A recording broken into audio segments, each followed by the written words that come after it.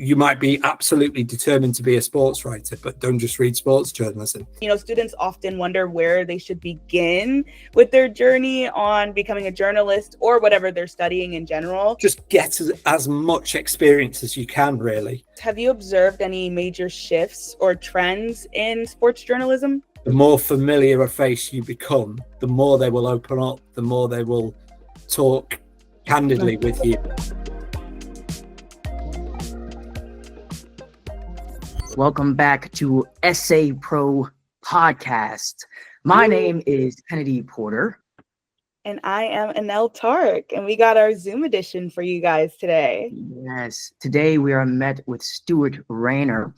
And today we will be talking about building a sports career. How you doing today, Stuart? Very well, thank you.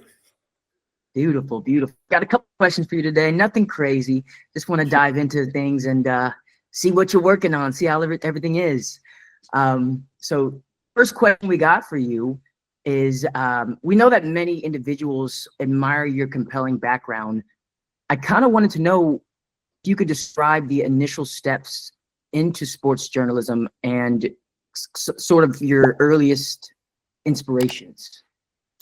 Yeah, well, I think I probably wanted to be a sports journalist from the age of about 10, 11, 12, that sort of age. I was drawn to it at a very early age. I loved watching sport. I loved writing. So putting the two together, when I sort of realized that I was never going to be good enough at sport to make a living out of it, was a pretty obvious thing to do. So from quite an early age, I got a lot of work experience, a lot of spells at my local newspaper, the Scarborough Evening News, Hull Daily Mail, the Times in London, sat in on a sports show at Radio York, spoke to various people. When I was a teenager, I used to play field hockey for Scarborough, so I used to write the match reports for the local paper then. And yeah, everything was sort of geared from an early age to sort of achieving that. So I ended up doing a history degree at Durham University, and when I was there, I got involved with the student newspaper. I was sports editor, then assistant editor, then editor for a term. And the plan was to then go and do a journalism postgrad degree, but I got offered a job by the Liverpool Echo as a sports sub-editor, so it was kind of a no-brainer to go straight in there. And I was very lucky to be, handling the copy of some really, really good writers. Phil McNulty, who nowadays is the chief football writer on the BBC, Chris Bascom, who writes for the Telegraph, Andy Hunter, who writes for the Guardian these days. But writing was what I really wanted to do. I did bits and bobs. I did a couple of columns a week by the end, but when I had the opportunity in 2005 to move to the Journal as a full-time sports writer, that was perfect for me. I was writing about a whole range of sports. I wrote a couple of cricket books, The War of the White Roses and 5 Trophies and a Funeral, and I really enjoyed the variety of that role. But in the last couple of years, I got sort of pushed more in a specific direction, covering just sport and just football, and then just Sunderland football. And when the opportunity came to be chief football writer of the Yorkshire Post in 2019, I grabbed it and haven't regretted it since. Well, to piggyback from that, I guess when you started, what hurdles really tested your determination throughout this journey? As I said, I was very set on it from a very early age. So there wasn't much that put me off it, really. It was just a difficult industry to get into. As I said, I wanted to be. I knew right from the start that I wanted to be a writer, but I spent the first 5.5 years as a sub-editor on the sports department, which was, it was great. It taught me a lot. But you knew you always wanted to do sports? I knew I always wanted to do sports, and I knew I always wanted to write. To be honest, when I started out, my plan was to sort of start in news and learn the ropes. But because the Liverpool Echo sort of gave me that route to bypass it, I went into that. And then it was just a keenness to get to be writing on a regular basis, and obviously opportunities are few and far between. There's not that many that many jobs going, so it tested the patience a little bit at times, but it was certainly a grounding that was well worth having. Yeah, you had mentioned you were a sub-editor for a while. Do you feel like that, alongside your training, kind of was the biggest boost in your skill set, or was there something else that kind of helped that? No, I mean, I think even just the work experience things I did, it was about seeing what a newsroom was like, and just watching how some of the best journalists went about their job, and obviously when you're working as a sub-editor, you're doing that full time. You're seeing their copy raw, you're seeing exactly what they're doing, and you're just taking things on board all the time, even if it's subconscious.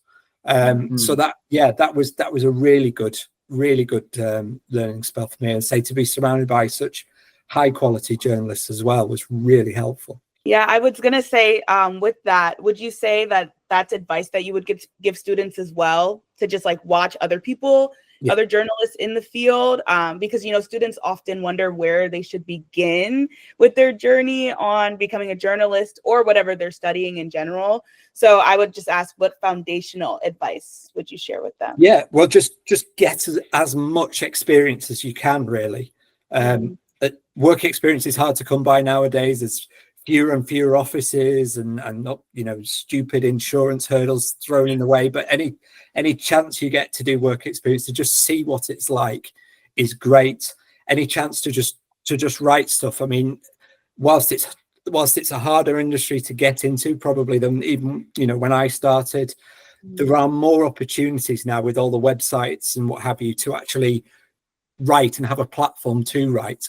And the more you can do, the more mistakes you can make and learn from, the more you can try it, just the more you'll learn, even if you're not sort of taking notes about it, and you don't always realize everything that you're learning. But I say, from my perspective, I bypassed a bit of the formal training simply because of that work experience I had, mainly working for the student paper and that sort of thing. Experience counts for so much in journalism, and there's so many people who will willingly let you, maybe not pay you for it, but willingly let you write for them and produce content for them. So go out and find them, and if you can't find them nowadays, you can set up your own blog or your own podcast or whatever, and even bypass that.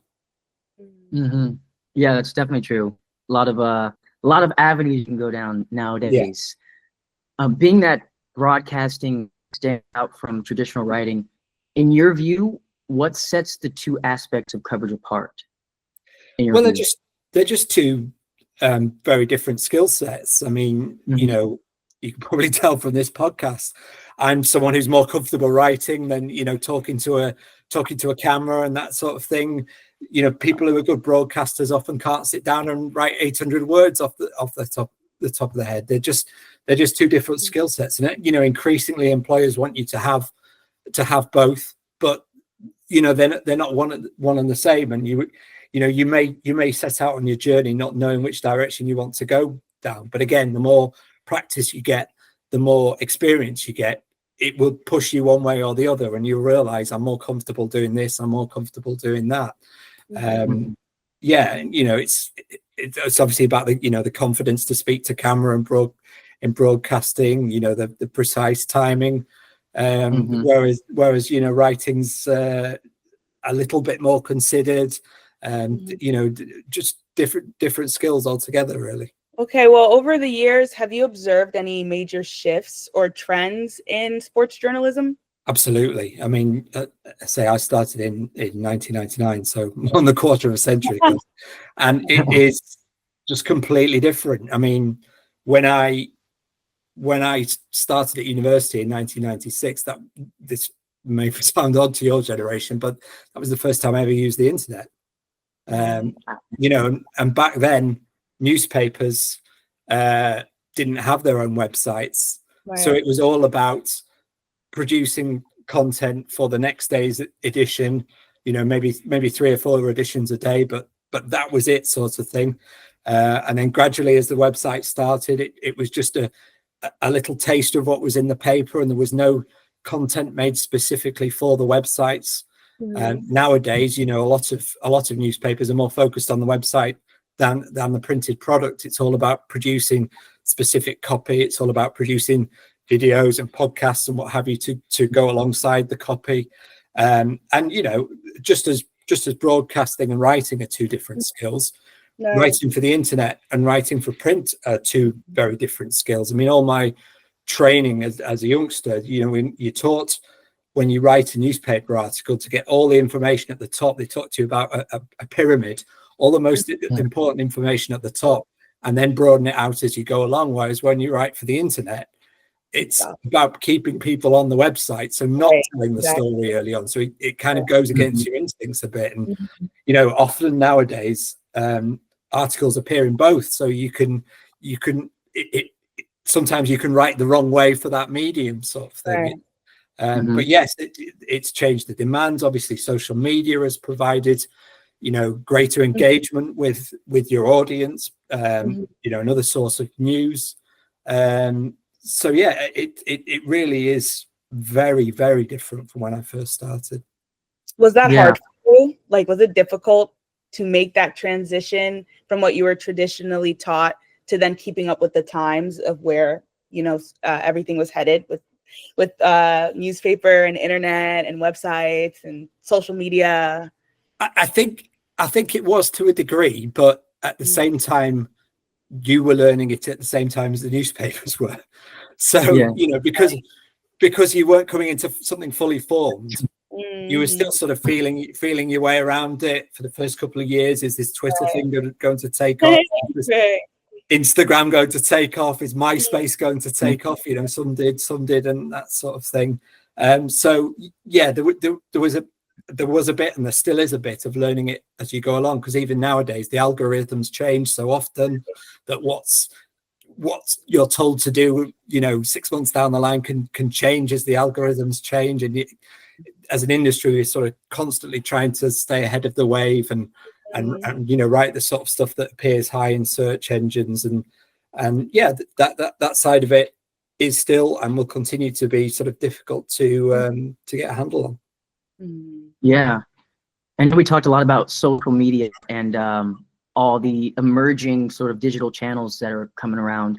But what do you think is the best way for emerging voices to stand out and gain traction in this digital world? I think when there are so many voices telling similar stories, I think you know, you need to be able to do one of two things: either to be able to break big stories that other people just aren't, or to just write in a really original way which stands out. You know, most journalists are lucky enough to be able to do one or the other. A very lucky few can do both. But yeah, if you can sort of put your own personality into your work and make it stand out that way, because you know, you read lots of different sort of versions of the same story nowadays with so many outlets, and some of them will just wash over you. But if you're able to, let's say, write in a style that's just got something that stands out, a bit of personality, a bit of style, that's the key to it, really. Yeah, that makes sense. I think with that too, as we all know, AI is emerging in all of these creative spaces and industries. So do you think that it poses a threat to journalistic integrity, or can it be used as an asset? I think it's both. I mean, you know, by its very nature, it's not original, because it's scraping other people's work and putting it together. So if you can show that, as I say, if you can show that human personality, you can stand out. You know, I worry about it in a lot of respects. I worry about it sort of squeezing the creativity out of the job. But it is another tool, you know, like social media, like everything else, that if used in the right way, it can obviously have its benefits. But yeah, I think if you rely too heavy on it, journalism, when it's done well, is such a personable business. It's about human contact. It's about talking to people. A machine can never replicate that. So if you sort of stay true to that, and as I say, you know, write with a bit of personality, then you can stay ahead of the machines. But it will be an ongoing battle for probably almost certainly the rest of my journalism career. That's very valid. Very valid. We know that sort of like reporting the first report on a topic can be a good thing. It has its merits. But is there a risk of prioritizing speed over accuracy? And if so, how do you sustain your credibility? Well, there's a definite risk. As I say, when you were just writing for a newspaper, you'd have 1, maybe 2, 3, 4 deadlines a day, and everything was worked towards that. With the internet, it's all about get it out absolutely as soon as possible. And there's certainly dangers in rushing too much, not checking your facts, not checking your copy, that sort of thing. It's difficult because you do feel under pressure. I've got to get this story up, right, before anybody else. But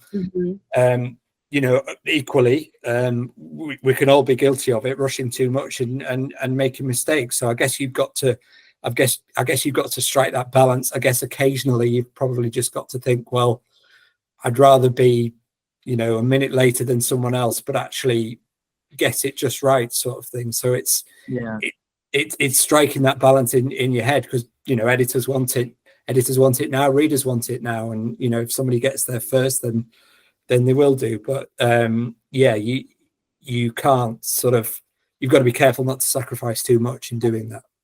100%. I was going to say that I think that ties into our next question too, because you also don't want to rush especially when it comes to topics that are a bit more sensitive or controversial, because I think that's when it gets really messy if you did make a mistake on a topic that, people are kind of divided on. So I would say, how should a professional handle these sensitive or controversial angles ethically?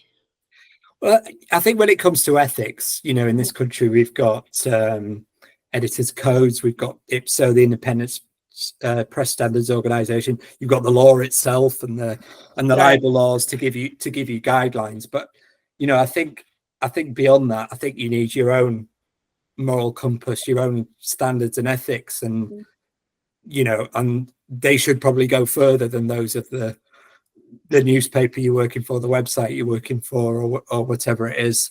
And you've got to stay true to them. You've got to be able to put your head on the pillow at night and know that you've done the right thing ethically. Right. I think that's really important. And there might be times when you're put under pressure to cut corners or to do things too quickly. But you've just got to remember that your first responsibility is to get things right, to represent people fairly, to give people the right of reply, and just to do a good job, not necessarily a quick job. And I say there will be times when you've just got to stand up for what you believe is right, say guided by the law and all that sort of thing, and stand by that, really. Yeah, I mean, you kind of already covered it a bit, but are there any timeless practices that you incorporate to preserve your journalistic integrity despite modern technology? Yeah, well, I think a lot of the basics are kind of independent of modern technology. I think modern technology sometimes can get in the way because, as I said earlier, it's a very personal business, and there's nothing that beats actually being in a room with someone and talking to them face to face. It's very useful nowadays to have mediums like Zoom where we can communicate across continents and all that sort of thing. But really, there's nothing to beat just building up a relationship with a person. And the more that they see you, the more that they will trust you. You notice a lot that when you start seeing, in my case, a football manager on a regular basis, the more familiar a face you become, the more they will open up, the more they will talk candidly with you about it. Part of it's down to trust as well, of course. The fact that they know that they can trust you with information. So that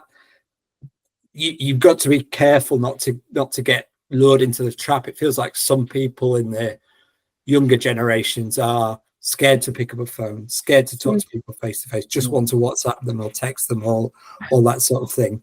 Now, once in a while, that is the way to go, because you're working in the pressure of time and it's not possible to make them up. But it's no substitute for just doing it properly and seeing people properly and looking in their eyes and building that trust. And that's a big thing. And just things like note taking, so you've got a record of what's been said and all those sort of things.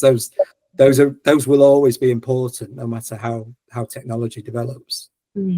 Yeah, I never thought about it before, but I noticed when I'm watching like interviews on like red carpets and stuff, celebrities, you can see their demeanor almost change when they recognize the person who's interviewing them. And I never thought about how, that personal relationship, it's like, oh, I can talk to this person versus like how they are when it's a reporter they've never spoken to before. Or even when you see them talking on the television in a in a Zoom situation or something like that, you get them in the studio, it's just that much more personable. You work hard as a journalist to put them at ease. You're much better talking to somebody. That's why the chat shows they sit on sofas, they don't sit on desk chairs, all that sort of thing. It's all about putting people at ease, and it's much easier to do that when you're in the room with them than when they can't see you, or when they're just reading a text message which has no nuance. You can't tell if someone's being sarcastic or funny or serious. Those things are always important. Nuance is important. Nuance is important. But to pivot a little bit, compelling storytelling is very essential, obviously. Could you share some strategies to elevate coverage and captivate audiences? I think the best thing you can do really is just read a lot of journalism, because much as I said about being in a newsroom environment, if you're constantly reading things, you will subconsciously absorb things, and if you read bad things, it will lodge in your head not to go down that route when you're writing. And if you're reading good things, it will sink in. And what I think is a good writer, Kennedy might not think is a good writer. So what Kennedy absorbs as opposed to what I absorb will be a reflection of his personality, and therefore when I talk about writing with personality, that's when it'll come out.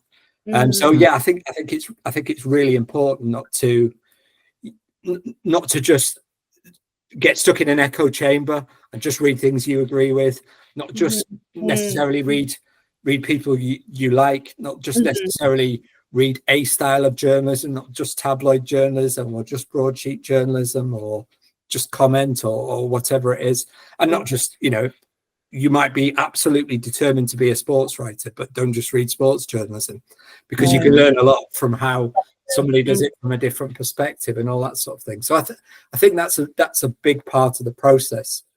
I say just seeing how people do it and maybe even just subconsciously taking it on board. I mean, it's not really something you can sort of create. It's just something you'll develop as you go along, and that's why the more practice you get early on, the more you will find your own style and your own voice, even if you don't sort of realize the process is happening.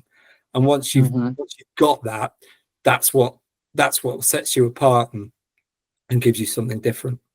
There are so many people I feel like who are very multifaceted, even in the world of journalism and things that they love to write about.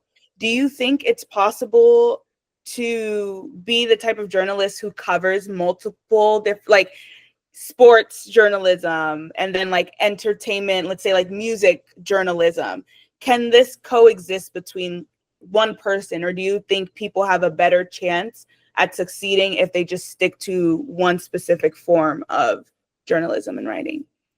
I think you absolutely can succeed doing that, and it's definitely the best way to start out, because you might set out thinking you want to be a music writer, and once you've done it, but you've also done news writing or sports writing, you might realize you want to go down a different path. And even if you don't, as I said, in terms of the reading, you learn something from that other path. But I mean, in my job, it's the variety that I really enjoy. Granted, I'm sort of within the sports sphere, but when I had 14 and a half years for the journal, I was writing about football, I was writing about cricket, I was writing about boxing, basketball, ice hockey, some sports that I didn't even know that well. But writing is writing, and the basics are there. And if you sort of put in the put in the groundwork, you can do it. And now on the, you know, if you'd said to me then, oh, your next job at the Yorkshire Post, you'll only be writing about football, I'd have probably turned my nose up about that. But I have 11 different football clubs on my patch. You know, I also write about international football and non-league football. So there's it's the variety of that really floats my boat. For other people, they like to really specialize and just be an expert on a football club or, you know, an area of news or whatever. But there's really room for both, and it just depends on what you like. And say you do get there's good columnists who will, you know, maybe do the bulk of their work on sport and then once a week write a column for the front end of the paper, or do a television review or a restaurant review or something like that. There's definitely scope for it, and there's something refreshing for the reader, I think, as well as for the writer to have somebody who's dipped in from a different perspective and does it that way. So yeah, I would wholeheartedly encourage people to do that. Okay, thank you. Lots of actionable advice here. Thank you, Stuart. One question for you. This might be the last one. We'll see. But what message of motivation would you impart to those venturing into sports media? Like your most essential message? I think the most essential message for any sports journalism is to tell them, wannabe sports journalist, is to tell them how bad it is. The hours aren't great. Messes with your social life. You could get better paid elsewhere. You might be a bit of a punch bag for frustrated supporters of teams if you're a sports writer, political opponents if you're, you know, people have a different political view if you're a political writer. There's loads of downsides to it, and it's important that people understand that and realize that. And if you still want to do it after that, then it's the best job in the world. Well, maybe not the best job in the world, but it's right up there. So I think it's really important to sort of try and put people off, and the people who come back for more, they're the ones who've got a chance. Because, as I say, the benefits far outweigh that. I've been doing this 26 years now, and I can honestly say I've never wanted to do anything other than journalism. It's a fantastic job, but as I say, you need to understand the environment and you need to understand the drawbacks. And if you're still willing to come back for more after that, then it's the career for you. That's beautiful. Wow, thank you. Thank you so much. Yeah. I will say, fun fact, I was co-editor-in-chief of my high school newspaper. Excellent. Okay. You know, I know a thing or two about that. It was fun. Thank you so much for chatting with us today. No problem. And for your expertise and for helping young fellow journalists out there, because I do feel like journalism is sometimes a dying field, and I hate that because it's so important and it's so integral for media and to stay informed and entertaining in general as well. And so thank you so much for taking time out of your day to just remind people of that it is needed. And I hope more people do continue to study journalism.